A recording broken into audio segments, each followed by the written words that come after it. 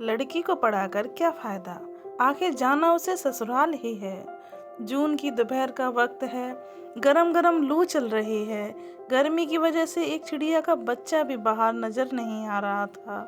हर छोटा बड़ा गांव में अपने घर में बैठे हैं। बच्चों की स्कूल की छुट्टियां चल रही हैं तो माएँ भी छोटे बच्चों को कुछ समय के लिए दोपहर में सुला ही देती हैं। गांव की चौपाल पर भी सन्नाटा छाया हुआ है। इस बार गर्मी जरा ज्यादा ही जोर दे रही है, पर दुकानदार और कामकाजी व्यक्ति को तो काम पर निकलना ही पड़ता है।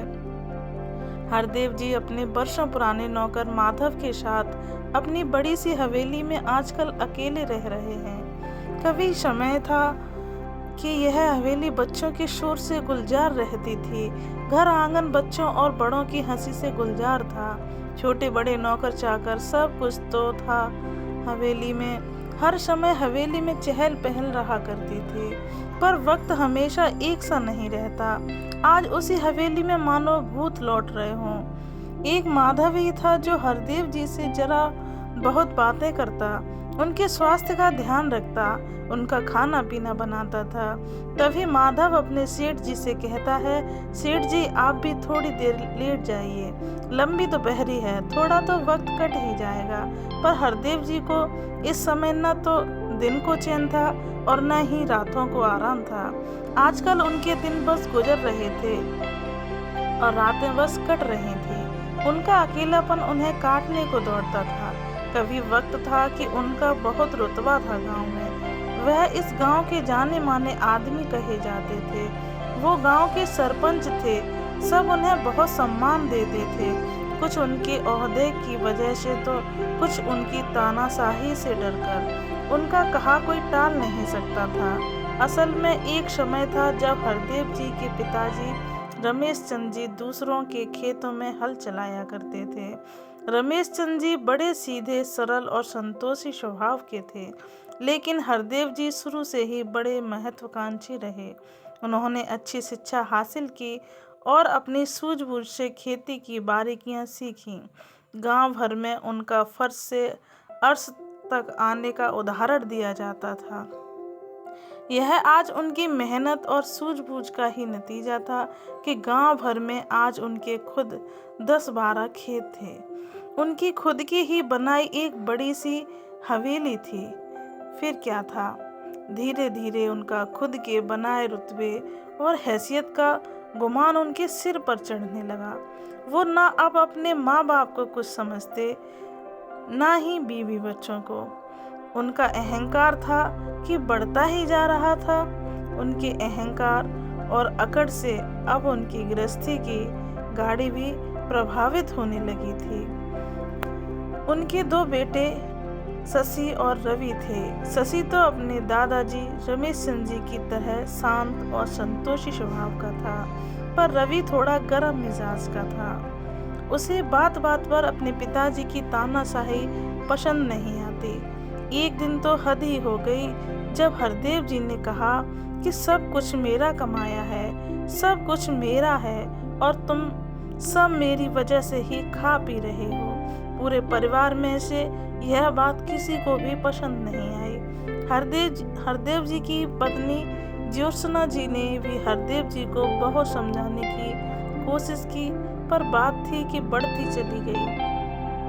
रवि को यह बात बहुत नागवार गुजरी। उसने कहा यदि नौकरी ही करनी है तो कहीं और कर लेगा, पर यहाँ इस तरह अपनी जिंदगी नहीं बिताएगा। और वो उसी समय खाली हाथ ये कहकर हवेली से निकल गया कि अब मैं कुछ अपने दम पर ही बन कर दिखाऊंगा। हरदेव जी भी गुस्से में थे। उन्होंने गुस्से में कहा, हाँ देखता हूँ कितने दिन कमा कर खाता है। उस दिन का दिन और आज का दिन, आज 20 बरस हो गए रवि लौट कर नहीं आया। सुना है उसने भोपाल में अपनी लगन और मेहनत से अपनी कोठी भी बना ली है और खुद का व्यापार भी खड़ा कर लिया है और सुखी सुखी अपने परिवार के साथ जीवन व्यतीत कर रहा है। उधर शशि की उम्र भी शादी की हो चली थी। शशि के रिश्ते आने लगे थे। हरदेव जी ने एक सीधे सरल परिवार से नाता जोड़कर उसकी शादी तय कर दी। उनकी अकड़ अभी बाकी थी। उन्होंने बेटे की शादी के कार्ड पर अपने माँ पिताजी का नाम नहीं लिखवाया, जिसकी गांव भर में चर्चा थी। पर कहते हैं ना, बड़े आदमी के सभी ऐब दब जाते हैं। हरदेव जी के पिताजी ने कहा तो कुछ नहीं, लेकिन उन्हें मन ही मन अपने बेटे के इस व्यवहार पर बहुत दुख हुआ। उम्र तो थी ही, लेकिन मन ही मन वे दुखी रहने लगे। और एक दिन उनकी आत्मा परमात्मा में विलीन हो गई। उधर शशि की बहू अब घर आ गई थी। उसने खूब अच्छे से घर परिवार की सारी जिम्मेदारियां संभाल ली थी, लेकिन ज्योत्सना जी अभी भी मन से बहुत दुखी थी। उन्हें रह रहकर अपने छोटे बेटे रवि की याद सताती, लेकिन कर भी क्या सकती थी। शशि की शादी के लगभग 5 वर्ष बाद ज्योत्सना जी भी स्वर्ग सिधार गईं। लेकिन हरदेव जी की तानाशाही कम नहीं हुई। वो सारी कमाई, सारी बचत खुद संभालते। शशि को छोटे छोटे खर्चे के लिए अपने पिताजी के सामने बार बार हाथ फैलाना पड़ता। कमी किसी चीज की नहीं थी, बस यहाँ ऊंची दुकान, फीके पकवान जैसा हाल था। हरदेव जी वक्त की नजाकत को नहीं समझते थे। वे नहीं समझते थे कि वक्त बदल रहा है, खर्चे बढ़ रहे हैं। उन्हें थोड़ी बहुत छूट तो शशि को भी देनी चाहिए। वैसे भी शशि जैसा श्रवण कुमार उन्हें पिछले जन्मों के कर्मों और नसीब से ही मिला था। शशि परेशान रहने लगा कि घर के छोटे मोटे खर्चे के लिए पैसा कहाँ से लाए। पिताजी तो ज्यादातर समय बाहर चौपाल या किसी के साथ बैठकर गुजार देते हैं। शशि मन ही मन सोच रहा था कि मैंने पूरी जिंदगी पिताजी की परछाई बनकर गुजार दी और आज उसका ये फल उसे मिल रहा है। पर फिर मन को समझाता, पिताजी बड़े हैं, कोई बात नहीं, उनका हक है मुझ पर, एक दिन सब ठीक हो जाएगा, सोचकर शांत हो जाता। लेकिन एक दिन जब हरदेव जी ने अपनी पोती की पढ़ाई का पैसा देने से यह कहकर मना कर दिया कि क्या फ़ायदा है ज़्यादा पढ़ाई का, जाएगी तो ससुराल ही, फिर क्या करना है किसी पराई अमानत पर खर्च करके। इस एक बात ने शशि और शशि की पत्नी सुगंधा का दिल तोड़ दिया। वे दोनों लड़का और लड़की में कोई भेदभाव नहीं समझते थे। वे दोनों को अच्छी शिक्षा देना चाहते थे। शशि सोचने लगा कि उस दिन में भी रवि की तरह छोटी उम्र में ही इन्हें छोड़कर चला जाता तो आज मैं खुद में इतना समर्थ होता अपने बच्चों के लिए, बस परिवार की इज्जत की खातिर पूरी जिंदगी इनके साथ बिता दी। लेकिन शशि की पत्नी सुगंधा को यह बात कतई पसंद नहीं आई। उसने अपने पति से कहा, मैंने आज तक आपसे कुछ नहीं कहा, लेकिन आज बात आपके स्वाभिमान और बच्चों के भविष्य की है। आज आपको अपने स्वाभिमान और बच्चों की खातिर एक बड़ा फैसला लेना ही होगा। उसने अपने सारे गहने जेवर शशि को देते हुए कहा कि इन्हें कहीं गिरवी रखकर आप छोटा मोटा काम शुरू कर दें। मैं हमेशा आपके काम में आपका साथ दूंगी। भोले बाबा पर भरोसा रखना, सब भला होगा। बस उस रात हवेली में हुआ यह फैसला उस हवेली की रौनक अपने संग ले गया। गांव में भी धीरे धीरे लोग अब हरदेव जी से कन्नी काटने लगे थे। हरदेव जी अभी अपने किए पर पछता ही रहे थे। सोच रहे थे कि उन्हें अपनी तानाशाही की वजह से जीवन की संध्या बेला इस तरह तन्हा काटनी पड़ रही है। तभी दरवाजे पर हुई दस्तक से हरदेव जी अतीत से बाहर आते हैं। माधव दरवाज़ा खोलता है। माधव कहता है, सेठ जी देखिए तो कौन आया है। हरदेव जी देखते हैं कि बाहर शशि और उसकी पत्नी सुगंधा और बेटी मणि के साथ आया है।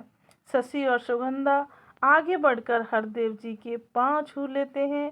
शशि अपनी बेटी मणि की शादी का कार्ड हरदेव जी के हाथों में देता है।